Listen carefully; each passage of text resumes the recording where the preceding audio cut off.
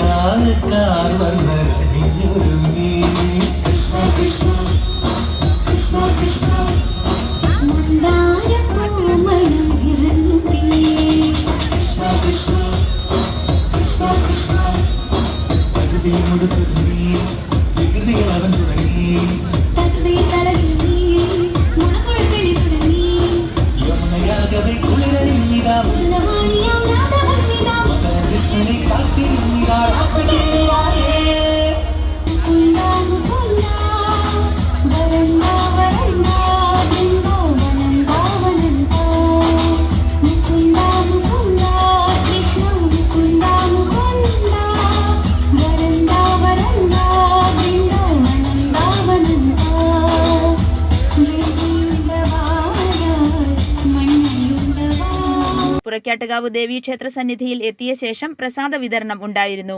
തുടർന്ന് നടന്ന ദീപാരാധനയിൽ നിരവധി ഭക്തജനങ്ങൾ പങ്കാളികളായി. i4u news, Pala.